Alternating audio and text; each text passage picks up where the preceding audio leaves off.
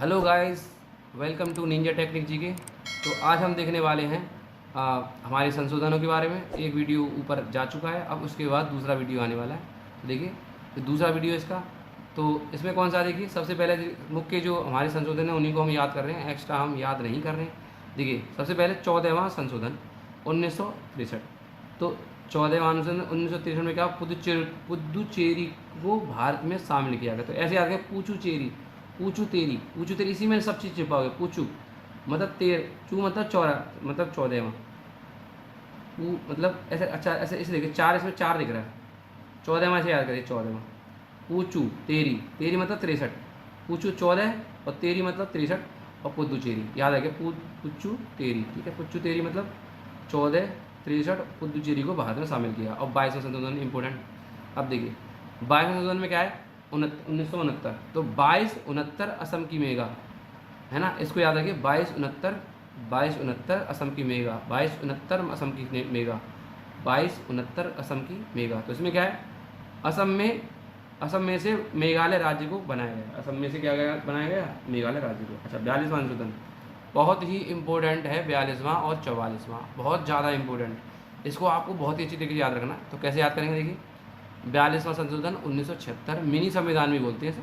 चलिए, संविधान की प्रस्तावना समाजवादी, धर्मनिरपेक्ष एवं एकता अखंडता जैसे शब्द जोड़े गए। कौन कौन से जोड़े गए, समाज, धर्म और एकता।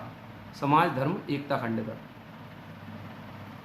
तो समाज, धर्म, एकता, अखंडता, समाज, धर्म, एकता, अखंडता, ये चार हमारे शब्द हैं ना, संविधान की प्रस्तावना में जोड़े गए।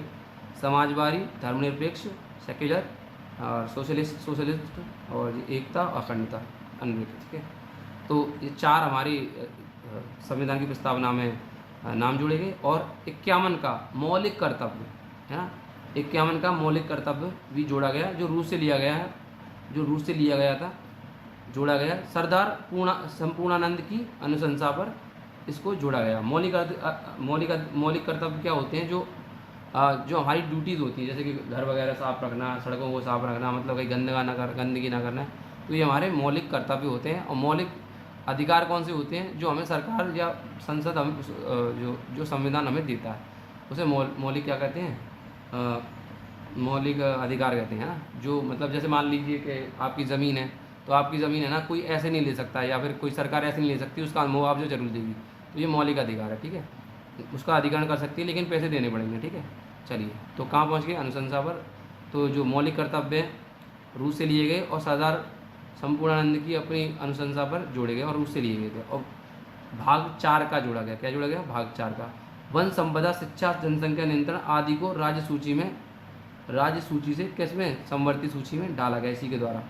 तो कौन सा, वन संपदा, शिक्षा, जनसंख्या नियंत्रण राज्य सूची में से कहाँ में डाले गया, समवर्ती सूची। समवर्ती सूची क्या होती है, जिसमें राज्य और केंद्र दोनों है ना नियम बना सकते हैं, उसे समवर्ती सूची बोलते हैं। एक होती है संघ सूची, जो इसमें देश मतलब संसद नियम बनाती है। एक होती है राज्य सूची, जैसे विधानमंडल या विधानसभा वो बनाती है, नियम बनाती है।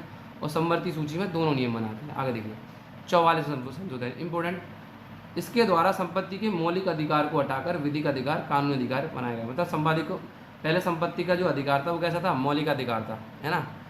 मतलब मौलिक अधिकार था, तो सरकार को क्या जमीन अधिग्रहण करने में प्रॉब्लम होगी, या फिर एक ही आदमी के पास बहुत सारी ज़मीनें और वो बेकार पड़ी है, तो इसका मतलब मान लीजिए कि क्या नाम है, वहाँ से रेलवे लाइन जा रही है, तो क्या करेगी सरकार, क्या करेगी, उससे है ना उस ज़मीन को ले सकती है, और उसके आधार पर है ना उसे उसके पैसे भी चुकाएगी। तो ये सब क्या आता है, तो संपत्ति का मौलिक अधिकार को हटाकर विधिक अधिकार बना लिया, कानूनी अधिकार बना दिया, ठीक है।